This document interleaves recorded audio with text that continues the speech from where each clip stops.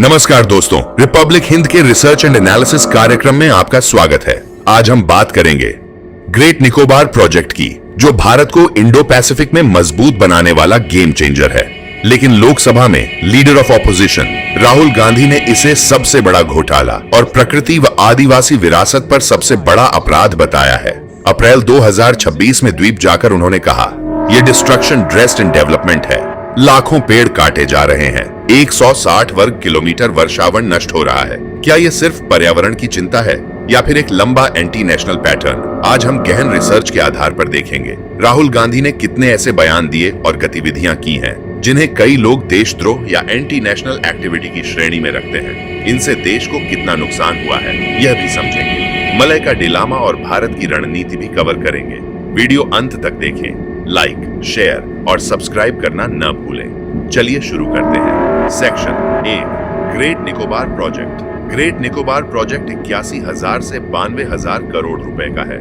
इसमें गलाथिया बे में transshipment port, dual use airport और इंफ्रास्ट्रक्चर शामिल है। ये मलक्का स्ट्रेट से मात्र 40 से 90 नॉटिकल मील दूर है, जहां चीन का 75 से 80% तेल आयात और व्यापार गुजरता है।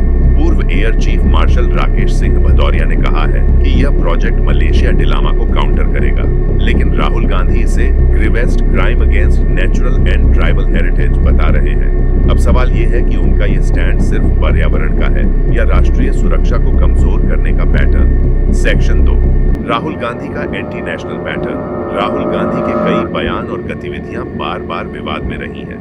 यहाँ प्रमुख उदाहरण ग्रेट निकोबार प्रोजेक्ट 2026। राहुल गांधी ने द्वीप का दौरा कर कहा, यह सबसे बड़ा घोटाला और प्रकृति व आदिवासियों पर सबसे बड़ा अपराध है। उन्होंने 160 वर्ग किलोमीटर वर्षावन नष्ट होने का आरोप लगाया और प्रोजेक्ट को रोकने की बात की। रक्षा विशेषज्ञ इसे चीन की मलय का कमजोरी पर भारत की बढ़त बताते हैं। गलवान और LAC पर विवादास्पद बयान 2020 से 2025। राहुल गांधी ने बार बार दावा किया कि चीन ने 2000 वर्ग किलोमीटर भारतीय जमीन कब्जा ली है और चीनी सैनिक हमारे जवानों को पीट रहे हैं, thrashing our soldiers. Supreme court ने 2025 में उन्हें फटकार लगाते हुए पूछा, आपको यह जानकारी कहां से मिली? क्या आप वहां थे? कोर्ट ने कहा कि LOB को जिम्मेदारी से बोलना चाहिए। बीजेपी इसे सेना का मनोबल तोड़ने वाला बयान बताती है। गलवान संसद विवाद 2026। फरवरी 2026 में लोकसभा में राहुल गांधी ने पूर्व आर्मी चीफ जनरल नरवणे की अनपब्लिश्ड मेमोयर का हवाला देकर चीन के टैंक्स और भारतीय क्षेत्र में घुसपैठ का जिक्र किया। सरकार ने इसे मिसलीडिंग बताया और सदन बाधित हो गया। पुलवामा, बालाकोट और सर्जिकल स्ट्राइक। पुलवामा हमले को उन्होंने कई बार सिर्फ कार बॉम्ब अटैक कहा।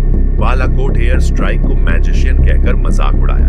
पाकिस्तान या आतंकवाद विरोधी कार्रवाइयों पर वे अक्सर शांति प्रक्रिया की चिंता जताते हैं। JNU सेडिशन कांड 2016। तुम्हारे देश के टुकड़े टुकड़े होंगे के नारे वाले JNU मामले में राहुल गांधी कन्हैया कुमार और छात्रों के समर्थन में पहुंचे। उन्होंने कहा, केवल BJP RSS को देशभक्त और गद्दार तय करने का लाइसेंस नहीं है। कई लोगों ने सेडिशन केस फाइल किया। विदेशी दौरों पर भारत की छवि खराब करना।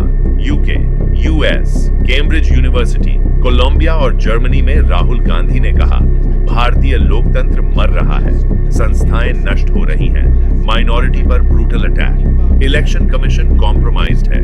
बीजेपी का आरोप है कि विदेशी मिट्टी पर भारत को बदनाम करना देश की सॉफ्ट पावर और कूटनीति को नुकसान पहुंचाता है। कानूनी नजरिया, भारतीय न्याय संहिता की धारा 152 ट्रेजन और UAPA के तहत अगर बयान जानबूझकर देश की संप्रभुता और सुरक्षा को कमजोर करते हैं तो कार्रवाई हो सकती है। सुप्रीम कोर्ट केदारनाथ केस में कहता है कि सिर्फ आलोचना पर्याप्त नहीं, लेकिन बार बार का पैटर्न राष्ट्रीय सुरक्षा एजेंसियों के लिए चिंता का विषय बन सकता है। राहुल गांधी पर कई FIR दर्ज हुई हैं, लेकिन अब तक कोई सजा नहीं हुई। सेक्शन 3, देश को कितना नुकसान हुआ? ये गतिविधियां सीधा भौतिक नुकसान नहीं पहुंचाती, लेकिन अप्रत्यक्ष नुकसान गंभीर है। सेना का मनोबल गिरना। LAC पर तनाव के समय चीनी जवानों ने पीटा जैसे बयान से सैनिकों का मनोबल प्रभावित होता है।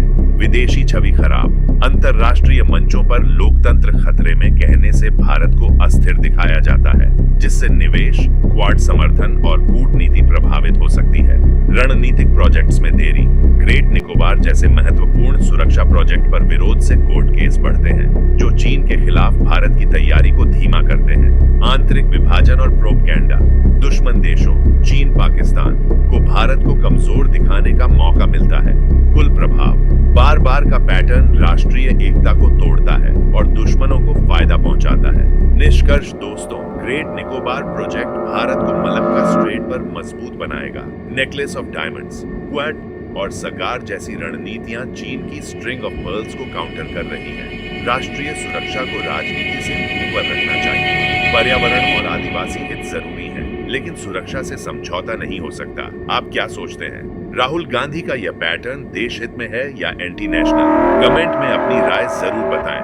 वीडियो पसंद आया तो लाइक करें, शेयर करें और चैनल को सब्सक्राइब करें। जय हिंद, वंदे मातरम।